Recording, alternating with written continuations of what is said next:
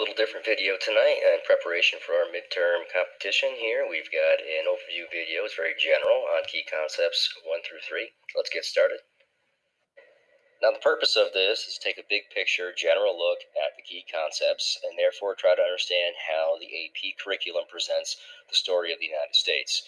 We know that they use the key concepts as a sort of roadmap to the story, so we're going to sort of scan those and fill this in with some terms in class, hopefully, but really look big picture and try to get an idea of how it all relates together. All right, so to look at this in a generic sense, understand that there are several groups involved, each of which is pursuing their own particular goal or goals. And each also has a unique composition of resources and is being impacted by a variety of geographic influences.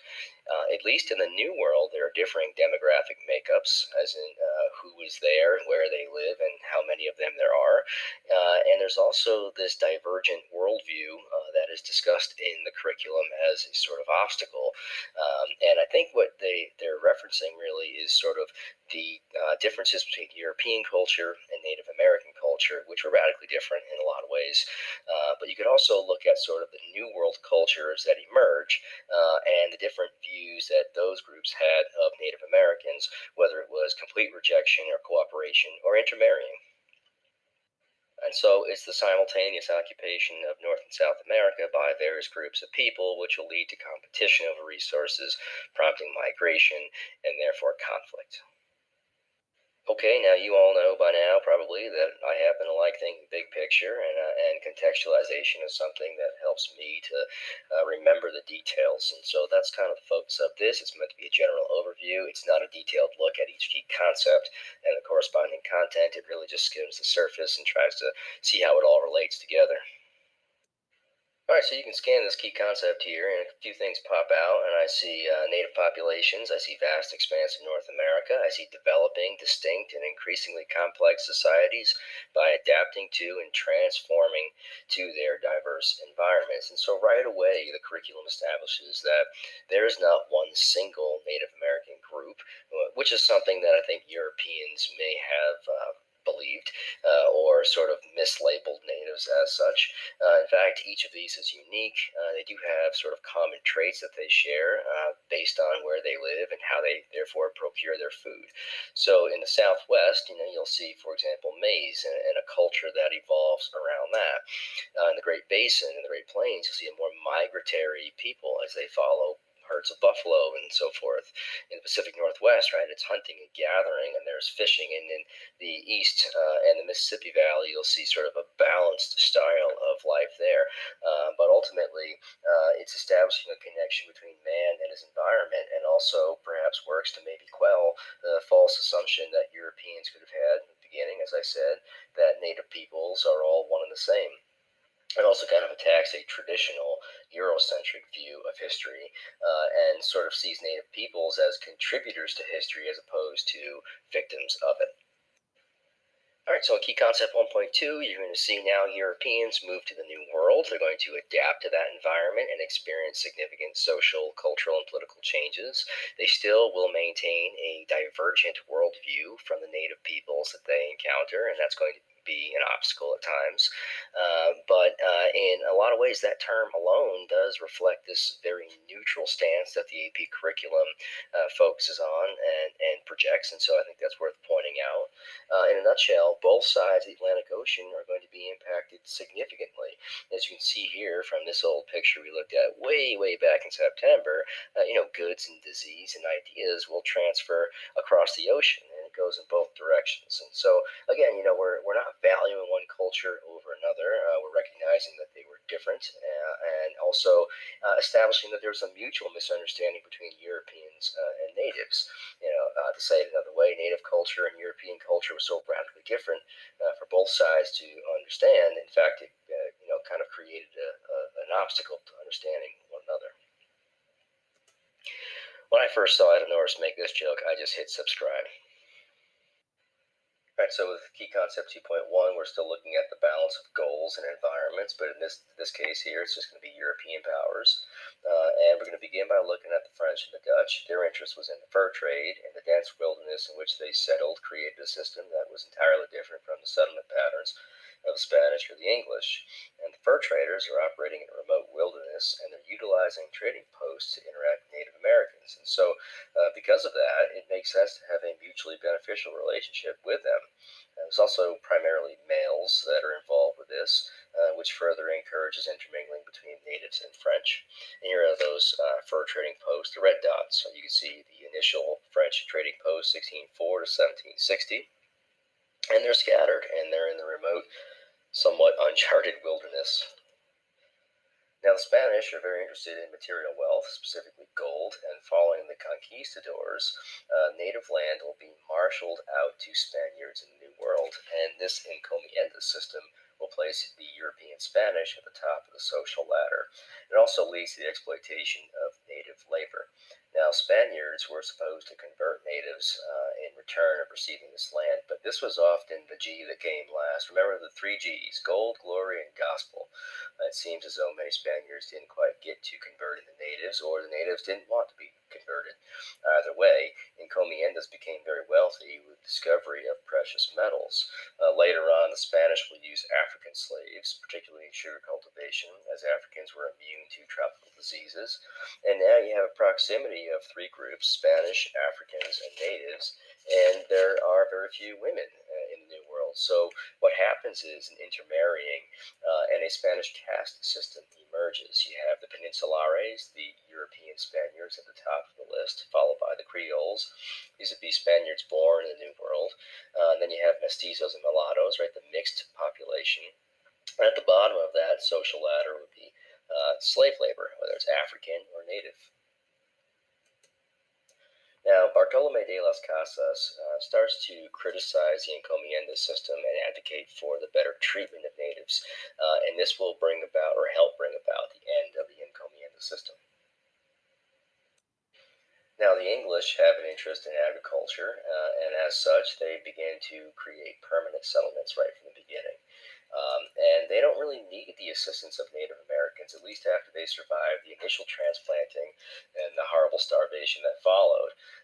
And in fact, natives come to be seen as a barrier to English progress. So whether it's Jamestown or the Plymouth colony or the Massachusetts Bay colony, these locations will not really interact with natives any more than they absolutely have to. In fact, land is going to be the most valuable resource, and the natives had it, so therefore removing natives opened up access to land, and there's less cooperation between English and natives than between any other European group and natives.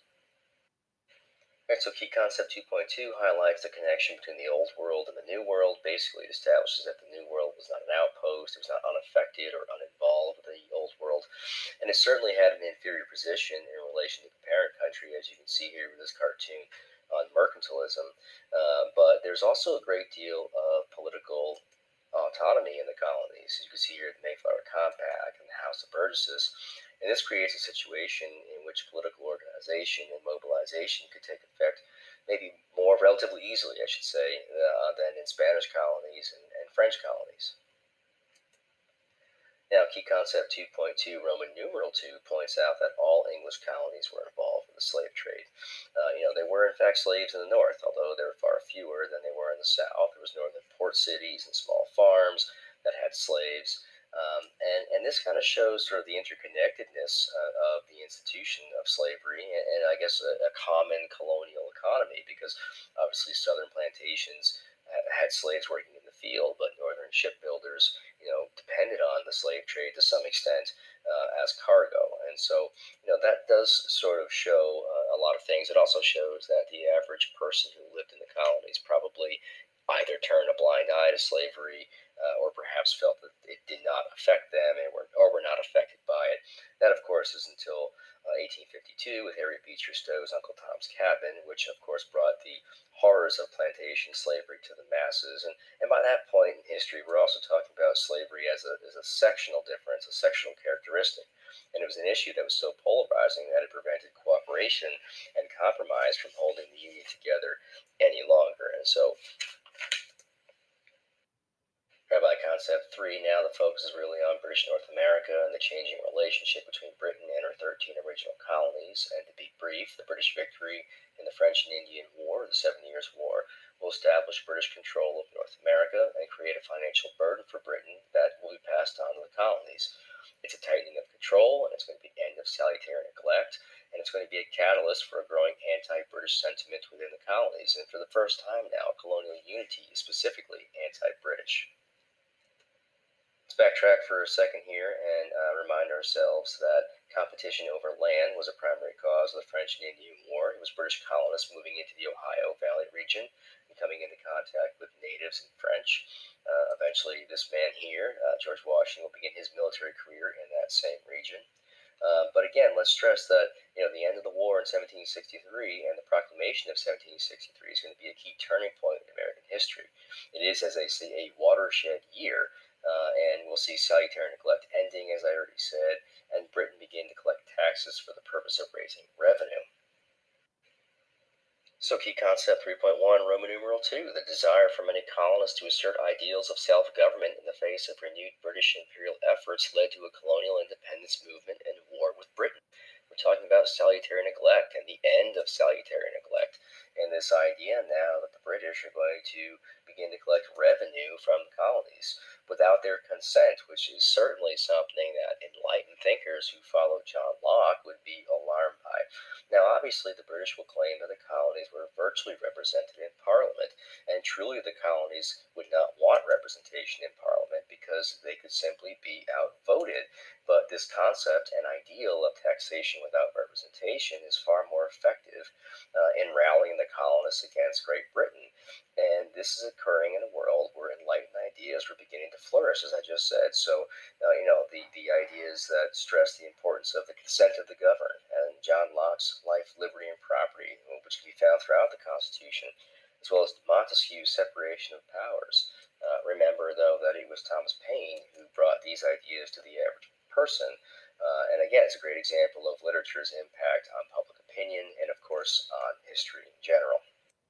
Alright, so merchants like Paul Revere and John Hancock and Sam Adams on the right, you can see there, protest taxation, encourage and in fact rally the average public to do so as well. And this is especially true after the Sugar Act, 1764, which impacted the merchant class. But remember that, and keep in mind that it was actually enforced, something that was not as common prior to 1763, which only encouraged people to smuggle more, by the way. But it was the Stamp Act, on the other hand, which affected everybody, and therefore, allied middle and working class colonials. And again, these prominent merchants will organize groups such as the Sons of Liberty eventually. You can see here in 1774, I think just weeks before the Boston Tea Party, and use mob rule and mob violence to deter British agents from enforcing these new laws. And so the colonists were successful. First, they did call a Stamp Act Congress and petition the king, but they were more successful in using this sort of mob approach in driving every single Stamp Act agent out of town by the time it was actually set to take effect. And so Britain is forced to repeal the Stamp Act in 1776, but does pass the Declaratory Act in 1766, a sort of reminder that Britain has the right to tax in all cases whatsoever. And other acts follow, including the Tea Act, which I mentioned here, the Townshend Acts, and the Coercive Acts. And all of that is going to become propaganda for the growing patriot cause. Don't fix the stamp. Key concept 3.2, Roman numeral 1, builds on the democratic and republican ideals that can be found in colonial society and traces their roots to the developments that were current in politics, religion, and society. And so it sort of establishes that the new American government was built on Anglo traditions. And in fact, the First Great Awakening, for example, which is said to have democratized colonial religion and society, was a transatlantic movement, as was the Enlightenment. And so that, here, by the way, is Jonathan Edwards and George Whitefield. The Enlightenment brought challenges to traditional British ideas. For example, primogeniture was going to be attacked in the new American Republic and removed altogether. And it kind of portrays the new American government as a sort of evolution of British tradition, yet still radical and revolutionary in that it was a colony overthrowing a parent state. Key concept 3.2, Roman numeral 2, sort of outlines a lot of American political traditions and foreshadows the debate that we'll see between the Federalists and the Anti-Federalists over the true nature of government and the strength of government. And so we'll see new governments that are written down, governments that are designed intentionally to be weak. Again, there's a fear of centralized authority. That's something the colonists felt they were casting off by declaring independence to begin with, should they be in the group of folks who supported independence, that is to say. And also there's this sort of fear that the rights of individuals have to be protected. They have to be enumerated, as do the rights of states. Otherwise, we're on the path to tyranny. Now, all of this is done sort of in the backdrop of this fear of the general public, the fear of factions and the dangers that they may pose. Key concept 3.2, Roman numeral 3, continues with the ideas of adaptation and development, and it uses the Washington presidency as a way to show how some very American traditions about presidential leadership are established, including Washington's recommendation for isolationist foreign policy and his sort of voluntary relinquish of power after a second term. What I like about this key concept even more, however, though, is that it acknowledges the regional differences that we discussed earlier, and it basically says that while those are melding together, they're also competing, and that process creates this true American culture. So it's developing as time goes on. It didn't necessarily exist. It was sort of a work in progress. All right, so key concept 3.3, migration within North America and competition over resources, boundaries, and trade intensified, conflicts amongst people and nations. And so I look at this as sort of the now what moment for the young republic. They have inherited all of the unsolved issues that existed prior to independence, including the presence of a variety of foreign powers in North America. In addition to that, the colonies and now states have conflicting land claims of their own to deal with, and that will be settled with the Land Ordinance of 1785, sort of the precursor to the Northwest Ordinance, which follows that. Furthermore, American isolationism will be challenged early on when war breaks out between England and France. Part of the reason why we favored isolationism as a foreign policy for such a long time was the fear that this constant warfare between European nations would draw the United States in. And obviously, as a young nation, we wanted to avoid conflict for as long as possible. But at the same time, the English were impressing American sailors. Now, that's a pretty complicated situation, but keep in mind that we're talking about American citizens potentially being imprisoned and sent off to serve in a merchant marine or worse for the British. But the Federalists, nonetheless, did side with Britain in this, and it's sort of this idea that English trade, or trade with England, I should say, should resume and be good for the health of the country. Others, such as Thomas Jefferson and his Jeffersonian Republicans, side with French in this on sort of idealistic grounds of liberté, égalité, and fraternité, and a global movement towards democracy and Republican-style government. All right, thanks again for watching. I hope you enjoyed this. It was fun to do a video other than a chapter overview tonight. I will say, as a friendly reminder, that you should be familiarizing yourself with the framework regularly. As you fill in the details, as we go through the pageant and fill in the details, go back and see how they relate to the big picture. Again, that was the purpose of this video. Hopefully by now you have found some study strategies to help you match details with big ideas. If not, please feel free to email or just ask me a question in class. I'd be happy to help you with that. I'll see you tomorrow. Take care.